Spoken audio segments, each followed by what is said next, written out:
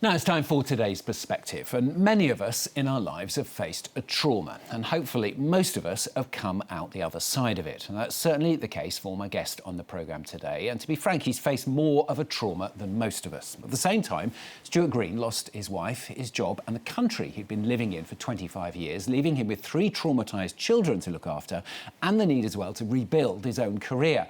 That situation leading now to his new book. It's called The Regenerate Leap, and we'll talk about that in just a moment. First of all, though, let's hear the backstory from Stuart himself. He joins us now from London. Good to have you with us on the programme. Difficult to talk about, I'm sure, even a decade later, but do tell us just briefly, first of all, what happened to your wife. She was a human rights, environmental rights lawyer in the Philippines, shot almost a decade ago, and the children, as I said, were in the back of the car at the time. Yes, good morning, everyone. So, yes, not the nicest of situations.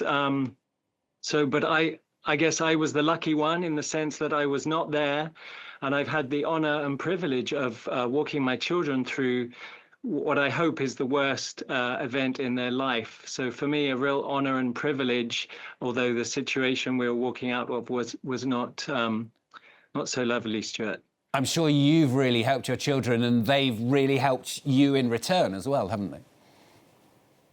Absolutely, they became my purpose for life. And then when something like this happens to you, the only way is up, moving forward. So we've worked together to stabilize and then kind of move ahead.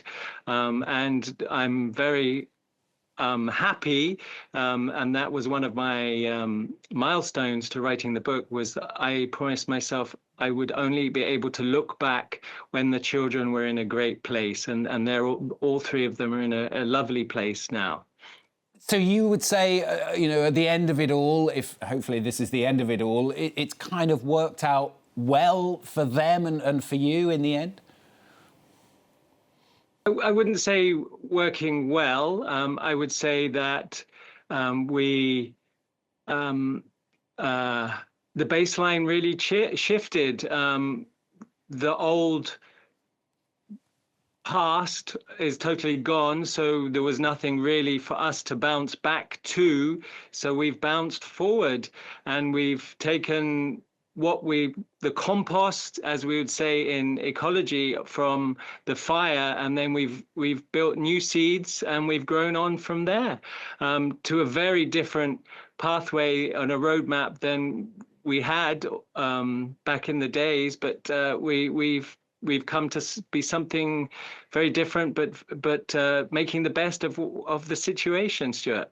I know you found it very difficult as well, because you were trying to get over it was tough, and you sort of turned to the literary world, didn't you, to try and find help and advice, but you didn't really find what you were looking for? There was no frameworks, and there was everything was saying be gritty, be resilient, but that was all challenging us to go back to a past that was no longer there. For us, it was really about moving forward. And in my ocean and ecology work, there is these seeds, Stuart, called serotinous seeds, and they're pine cones, and they sit dormant in these forests, and they will only hatch their seeds when they have a fire go through them. So for us, the way we see it as a family now is that was our fire that opened our seeds, and then we laid our seeds on the compost of the fire, and then we moved ahead into a very different future than we originally had. But that for us is the only way to move forward, Stuart. And that lack of literature led you to think, well, we've been through a terrible situation. Perhaps one of the things we can do to help ourselves and to help other people is to try and create something to help other people. Exactly. So one of my moving forward, if we can help anyone who's going through change such as ours, that's the whole idea behind the book. And actually, it's not just me who wrote the book. We work together with all of the team, the kids. We all got together, and so it's our book about how do you turn these situations into something different moving forward, and something Yeah, which is very different to what we had planned out in our life. So give us a bit of an idea of some of the themes and some of the ideas that you present in the book. Sure. So first of all is really um, come to terms with your situation. This is what I found. Many people are kind of stuck in their situation. So what we'd say is you go through 3 phases. So think of it like a forest fire. So your first phase is raise. So you really, everything around you has burnt down, but you really have to embrace that it has burnt down. And so you're beginning again. So that's the kind of the first phase, really getting ready and mentally getting the mindset ready for that. And then the second phase is, okay, so everything's raised down. What do I need to change now? And we call it the enrich phase. So what other, with the compost, what am I laying my seeds on? What are the new things that I need to think about for moving forward, and where do I need to plan? And so you get your preparation, you get your seedling bed ready. And then the third phase is grow. So, okay, so here's we have our compost, we have our seeds. Where are we heading to now? And let's grow together into that space. So that's basically the philosophy behind the book. And it's taken from all my experience looking at all the management guidebooks, all the leadership guidebooks, but also from nature and how nature recovers. And nature's got about 3.8 billion years of experience in evolution. So that's really where we've relied a lot of the basis for the book. It certainly sounds like a very positive message. I mean, have you found that already that it's been able to help other people?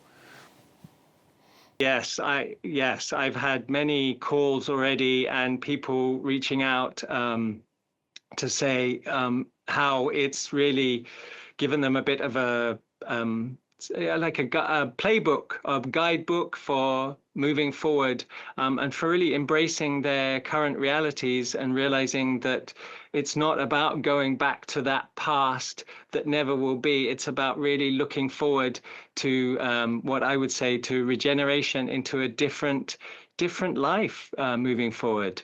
And has writing the book between you amongst the family helped the kids as well?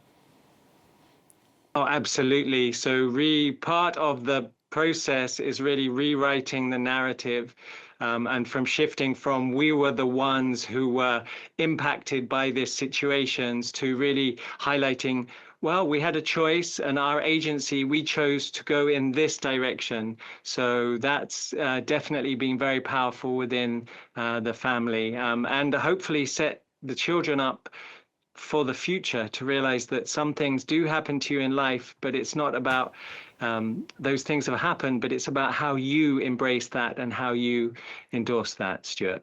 Good to hear it's worked out as well as it could do. I think that's probably the way of putting it. Stuart Green, thanks very much for being with us on the programme. The book, then, The Regenerate Leap. Hopefully, if you feel it might be a help to you, you know where to look for it. The Regenerate Leap by Stuart Green. Thanks for joining us again from London.